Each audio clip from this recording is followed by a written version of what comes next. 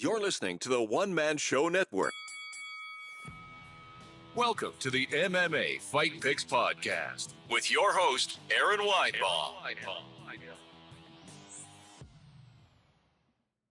All right, everyone, welcome back to the MMA Fight Picks show. Please remember to subscribe and ring the bell, all that good stuff. I know I have been gone for quite some time. Maybe I'll explain that absence at a later time, but for now, we are picking fights for UFC Fight Night. Strickland versus Hernandez, taking place this Saturday, February 21st, at the Toyota Center in Houston, Texas. No fake hype, no screaming, no YouTube nonsense, just real MMA discussion and live picks from a fanalist. That's right. So I am not saying bet on my picks or anything like that. I am a fan just like you. I'm not an expert or a self-proclaimed expert or whatever. I think I picked a night where just about everybody else's MMA Fight Picks podcast is going tonight, but I'll probably go back to a different day, like Thursday, probably when it's not quite so populated. This is one of those fight night cards where casual fans might scroll past it, but stylistically, there are some very interesting fights depending on who controls where things take place. This really isn't a who's who event, it's more like a who. But let's talk about it. I'm only picking a few fights tonight. Sergey Spivac versus Ante Delija. Dan Ige versus Melquizael Costa. The co-main, Jeff Neal versus Uros Medic. And the main event, of course, Sean Strickland versus Anthony Hernandez. And I got a lot of thoughts about that one especially. So I don't have a recap from last week. There haven't been fights in 2 weeks. And I didn't even make picks for that card. So we're just rolling into this one completely clean. Here's just a few MMA blurbs to get you started, just kind of the news out there. It has been announced that Anthony Smith will be taking on the Vanilla Gorilla Chase Sherman at Game Bred Bare Knuckle April 10th. So, first off, I mean, no shade here. I do want to point out, though, that the Vanilla Gorilla has fought at heavyweight most of his career, if not all of his career, and Anthony Smith has fought as low as middleweight. So I really hope this works out for him. You know, I enjoyed his fights. You know, I enjoyed his early fights, especially, you know, when he was beating guys at middleweight, you know, like Hector Lombard, you know, just absolutely just crushing his hype. So, you know, kudos. I hope he makes a lot of money. And then I have a quick story. This is an odd one. So I'm driving, right? This is yesterday, and my phone just starts blowing up. A buddy of mine just texted me congratulations for getting on the show, and I just had no idea what he was talking about. And he goes on, and I'm texting him back, and I'm asking, is this like a text of ours from 2 years ago? And you're answering me back for something, you know, because he does that. And he mentions this blurb of mine, something I said, and I figured it out like immediately. It was Chael Sonnen doing an AMA. It was like X or Threads or something, and I just happened to ask a question, and I totally forgot about it. I didn't think anything of it. And you know, anyone that's followed me before knows that Chael and I have gone back and forth a few times in our lives, and there's one crazy story that lives out there, and I'll tell that maybe another time again, but no real meaningful relationship or anything like that. Anyway, here is the blurb from You're Welcome with Chael Sonnen. I need to find it real quick. And of course, I can't find the file. You know, this is typical live podcasting stuff. But let me see here. Yeah, of course, now I can't find the video. That is crazy. Nope, here it is. Okay, got it. Aaron Weinbaum says, how do you get out a club soda stain? That's funny, Aaron, and you slipped through the cracks and you made it on the show. All right. That's it. That's my 15 seconds of fame there. Thank you. Thank you, Chael. I've officially peaked. Yeah. Yeah. And then we have Ronda Rousey and Gina Carano fighting for MVP promotions. I guess they're dabbling in MMA now. This is Jake Paul's promotion. It's going to be on Netflix, and this has the absolute potential to be huge. I mean, that's Netflix subscribers. I mean, you talk about comparing them to Paramount, and it's literally millions upon millions more. So I don't know how even this could go, and neither of them have fought in quite some time. I think Ronda at least trains. Gina's had her thing, and getting canceled by Disney and everyone else, and all the horrible things that happened to her along the way. But I hope that it goes well. I hope it's a good fight. I hope it's not a farce by anything, and I will definitely be watching. I think a lot of people will. And then finally, we have this meme that Sean Strickland puts up, of course, prior to the fight, and I think he just meant it to be funny. I don't know if it got under Anthony Hernandez's skin or not, but it's just basically he's ice and Hernandez is clearly, I suppose he's supposed to be an immigrant or whatever, but these guys are professionals, and I think he was just having fun. I don't think it will affect Anthony Hernandez's performance in any way, shape, or form. And then we got Jeff Neal, who enters this fight, going sober. He's openly discussed making major lifestyle adjustments, including addressing past alcohol and use and focusing on really his own longevity and consistency. I guess he was drinking up until just a few weeks out of fight camp, like 2 weeks, if I get that correct. So let's hope his quitting attitude doesn't carry on over into the fight. I'm kidding. I know how hard it is to get sober. So congratulations to Jeff Neal. I hope this translates to better fight prep and a real run to the top. All right, so back to the fights here.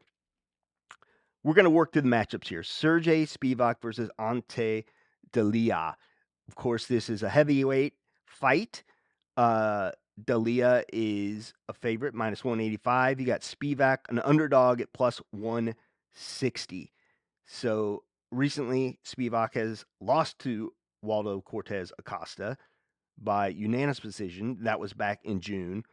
Lost against the newly cut Jalton Almeida. TKO punches, round one. And then he did beat Marcin Tibera, and he lost to Cyril Gain. He does, however, hold a win over Derek Lewis, but that was way back in 2023. So, Ante Delija has also lost against Waldo Cortez Acosta back in November, very recent. Beat Marcin Tibera also. And he did beat Jorgen De Castro. So this could go either way, but I just kind of I like the odds makers here. My official pick here is Ante Delija. It seems like he has more winning intent lately, and he's won more recently than Sergey Spivac. So we shall see. Next up at featherweight, Dan Ige versus Melquizael Costa. Man, so Acosta is a slight favorite at minus 125. Ige, a dog at plus 105. Not a huge dog here. So Dan Ige recently lost against Patricio Pitbull Fiore. I'm gonna mess that in it. Yeah, like Guy Fieri. I messed that up for sure. But he lost on the judges' scorecards. He did beat Sean Woodson. Fun fact: Sean Woodson is my 11-year-old's favorite fighter because he is from Missouri, like we are, and he took Taekwondo. And my son went all the way up to brown belt and then decided he wanted to play basketball and baseball. So how do you like that? And then he does have a loss against Lerone Murphy, but that went all 3 rounds, came down to a decision, and Murphy got the nod.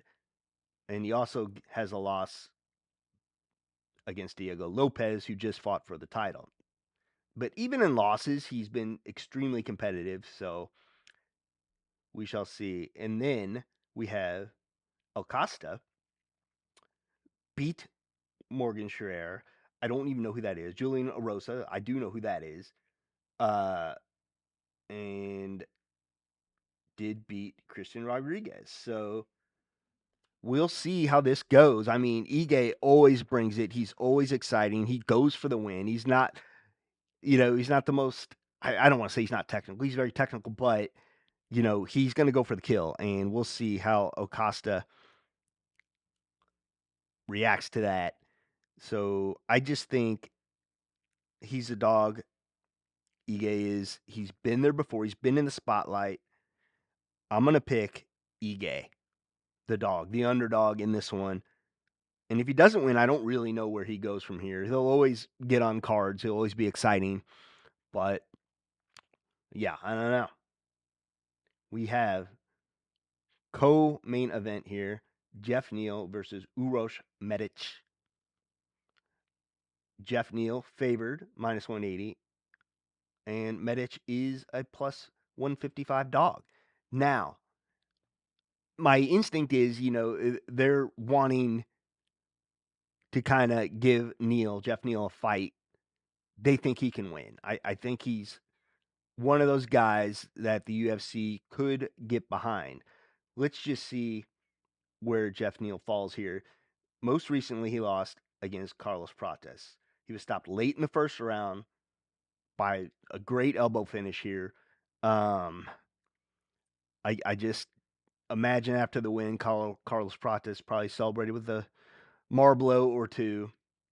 He has a win over Rafael dos Anjos, but I mean, he's obviously at the end of his career fighting up at welterweight, naturally he's a lightweight. He held the title at lightweight. He did lose against Ian Machado Gary. So I mean, this guy has really fought, you could say these guys are top 3 in the division. But he did lose, split decision. I mean, it was a competitive fight. I mean, one judge just saw it for Jeff Neal. And then, of course, he lost against Shavkat Romanov. So, I mean, nothing but tough competition for him, for sure. Oh, I missed something here. Yeah, I'm sorry. Yeah, he was finished. Okay, sorry. By Shavkat. And then he has a win over Vincente Luque. Also, not too shabby. Big knockout win in that one. But that was way back in 2022. So, I mean, you could be swayed because of his strength of schedule, but let's look at Medic here. He's got a win against Muslim Salikov just last November. He's got a win against Gilbert Urbina, and then a loss, but that was back in January. I mean, this guy fights a lot against Punale Soriano, but I don't know. Like, is Neal undervalued here? Man, this one I kind of went back and forth, but I'm going to go with Neal. I'm just mainly, I think strength of schedule is meaningful, and his dedication to getting sober. Like, I hope this goes his way, and I hope he really, all that hard work it takes to get sober, you got to hope that pays off. I mean, it's a good kind of a Cinderella story here, getting back on top, getting sober, getting your life together. So, we'll see. Now, the main event, and I have a lot of thoughts on this one. And I think, well, you know what? Let's just get into it here. Hernandez is favored. I think at least anywhere from like minus 250 to minus 285. And I think there's some bets coming in late here, but I just pulled these odds the other day. And then Sean Strickland, anywhere from a plus 185 to a plus 225 underdog. I don't know. You got Strickland, who just lost in a title fight against Dricus du Plessis. That would be back in February. So he hasn't fought in over a year. Is that right? That's crazy because I feel like he just fought, but I guess he has not. He's got a win over Paulo Costa, you know, and then he's got a win over Israel Adesanya. But, you know, he's got that weird fighting style where he just kind of comes at you constantly. He's always kind of turtled up, jab, jab, jab. Um, we'll see. But you got Hernandez, who hasn't lost since, I guess, COVID. I mean, he's fought and looked great, and he comes at you hard. I mean, his conditioning is incredible. But I'll talk about that in a minute too. Let's go over some of his most recent wins. Roman Delija, you know, a big guy. I thought he was going to have trouble with him, and he just flat wore him out until he choked him out in round 4, and that was back in August. Brendan Allen, a win, and I think they had fought before, but you know that was a unanimous decision. But yeah, let's go over a couple of these other ones before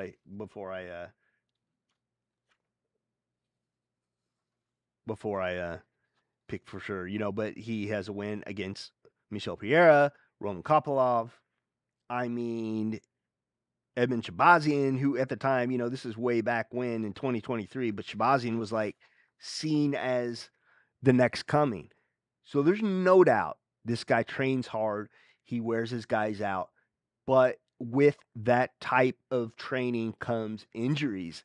And let's just take a look here at some of these pullouts, because I think, you know, he's not going to pull out of this fight. It's a main event. He just pulled out of a main event. But yeah, against RDR, Renato Ritter. And that was just October. So June 2024, pulls out against Roman Delija. 2023, pulls out against Chris Curtis. 2021, pulls out again against Soriano. So I think I'm just saying, like, with that kind of vigorous training, like, he's clearly leaves himself open to injuries, you know. He also had the 2 losses at middleweight. Sean Strickland did, you know, Jared Cannonier, Alex Pereira. But, like, these guys are all the cream of the crop. Like, he has only fought the top 4 in the division for a long time. And he also, you know, he killed the hype of I forget his name now. Murgamedov or whatever, but yeah, it's kind of strange here. I kind of lost that in my notes, but okay, this is kind of crazy here. Like, Sean Strickland always comes in incredible shape too, but I think he trains a little smarter. And he's proven there's levels to this game. You know, Hernandez just hasn't faced the top talent, the cream of the crop. He's Sean, you know, on the other hand, God, he's fighting the, you know, the top 3, 4 guys all the time. So I think for sure it's going to be I think it's just going to be a grueling. I don't want to say it's exciting, but it's going to be a grueling fight, I think. And, you know, if Hernandez is healthy, he could make it a one-sided fight, because Sean Strickland is kind of a wait for the guy to make a mistake and pounce type thing, where Hernandez just comes at you constantly. So how's he going to react to, you know, Strickland coming forward him? I think he's going to try to clinch him. I think he's going to try to take him down. And we'll see for sure how good Sean's ground game really is. But in the end, I got to go with the dog here. I think it is Sean for sure. I mean, yeah. So that'll do it. I think those were my quick MMA fight picks. You know, there'll be more to come here. I haven't done this in a while, so we're gonna come back. I'm gonna try to come back every week at least. You know, I can't promise I'll be back for every card, but certainly the more interesting cards, more of the fan favorite cards, because that's what I do. I can't pretend like I'm an expert and I know every fighter going, because that's just not true. But for now, I'm going to say goodbye. I'm going to try to do this in the live stream format. And as we build back to where we were, I'll certainly take some live comments, interviews, that sort of thing. But for now, I'm going to sign off, and we'll see you soon. Please remember to support the podcast by visiting the affiliate links on AaronSaysWhat.com.